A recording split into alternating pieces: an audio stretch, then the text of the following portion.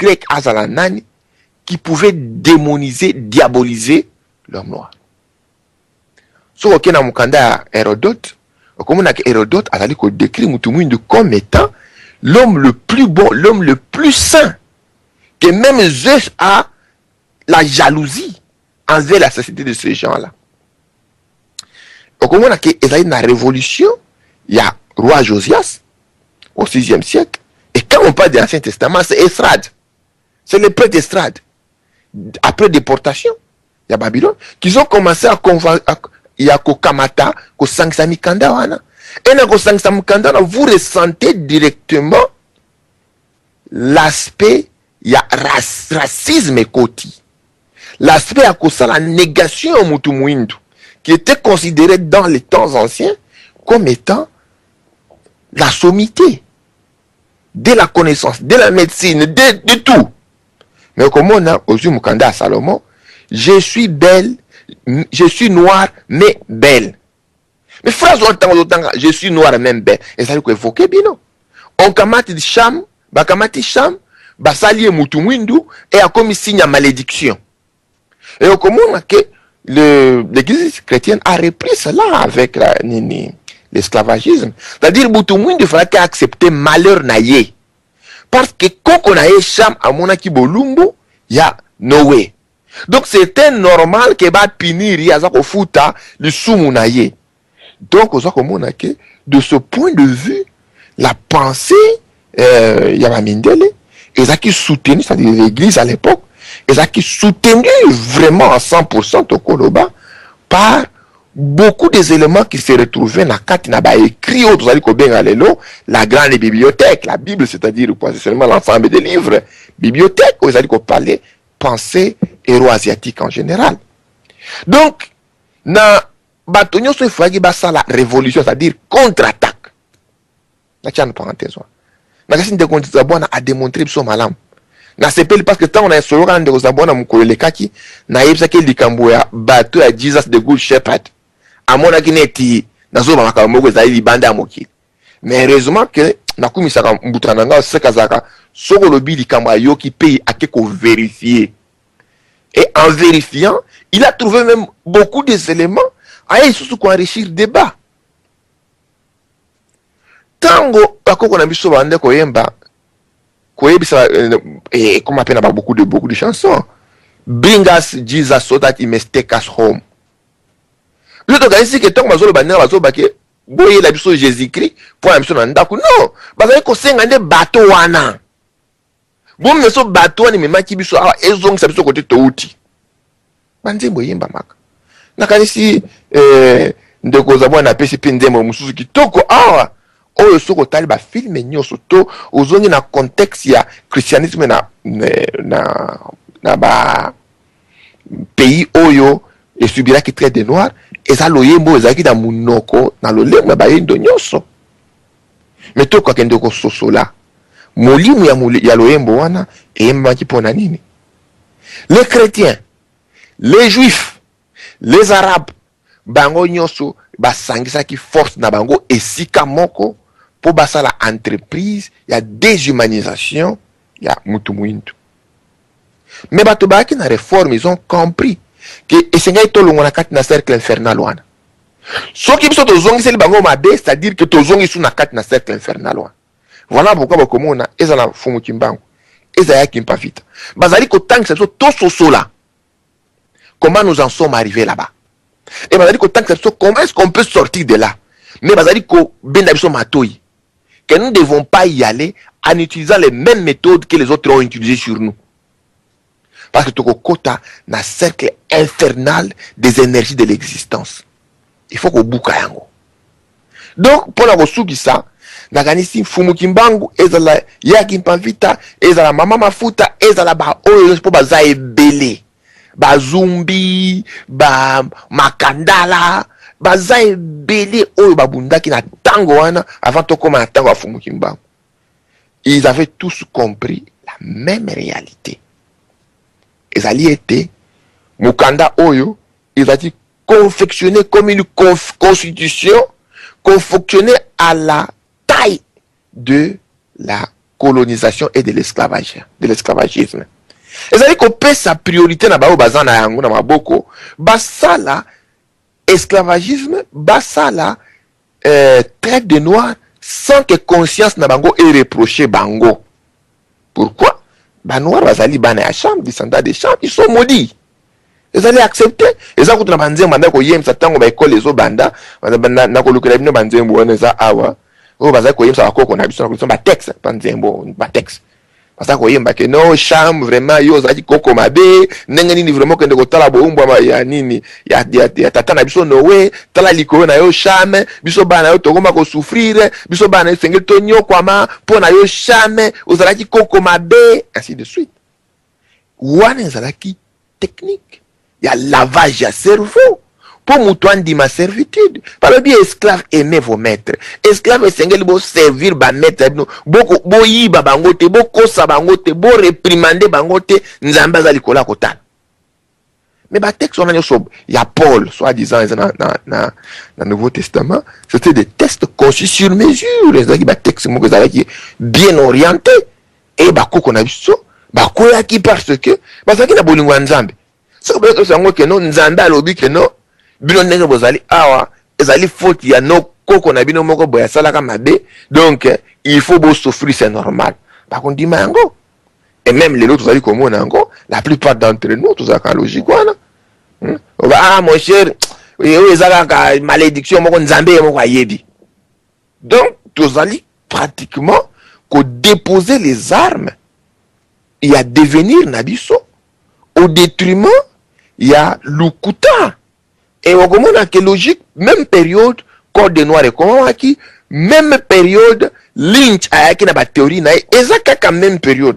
Beaucoup monde que nyos ezala Lynch et Code de Noir ezala nini ma méthode ya Lynch ezala qui nyoso et kangabi na misisa makasi dans la religion chrétienne. C'est la religion docilisante. Yango moko écrit amaka pona nengwan. Les Romains, quand ils ont inventé cette religion, c'était pour na koluka, pour adoucir tendance, il y a rébellion, où ils ont qui n'a qu'à ne peuple israélite. Bango va dire présenter un sauveur qui devait être un guerrier, un sauveur qui devait être un révolutionnaire, et Ezaki n'a pas révolution à Zélote, Ezaki n'a pas révolution à Iscariote, Ezaki n'a pas révolution, Ezaki n'a pas révolutionnaire rebelle. Alors il fallait penser, bateau yo, comment est-ce qu'on pouvait les avoir? On devait créer un sauveur docile qui vous dit aimez vos ennemis. Bozong ça m'a bien m'abêté. Rome devait continuer son travail tranquillement. Ça a bien réussi. Et la même méthode, il faut réussir dans la période de traite de noir. Et la même méthode réussit encore aujourd'hui. Mais méthode on est efficace. Ça réussit aujourd'hui avec les pasteurs. Comment on a dit ko yiba, toujours même cette même logique. Donc on a gagné de cause boana, cette chrétienté, soi-disant, même l'islam, hein, parce que les deux sont coupables. C'est la chrétienté. La chrétienté a déporté vers les Amériques au moins une population estimée à peu près 30 millions à 45 millions d'habitants. Mais l'islam a aussi déporté vers l'Asie une population d'au moins 60 millions d'habitants. Hein? La chrétienté, moi encore, est un peu douce, bien que c'était encore très méchant. Les gens qui sont là-bas, qui sont partis en Amérique, tous on a des traces na bango, Michael Jackson, Bazali, parce qu'on les permettait quand même de se reproduire. Mais on va demander qu'au Kende, na Inde, na Arabie, on va demander qu'au castre mibali. Basi pe bazati ko zasoka boti mwana na bare mwana, babomiye. C'était l'extermination. Donc pure et simple ya race noire. Et c'est nga toyeba makambo wana. Et c'est nga to zonga ko se reconnaître na histoire wana pour toyeba ko zala ekengi ndenge ya kotambola na kati na mokili oyo.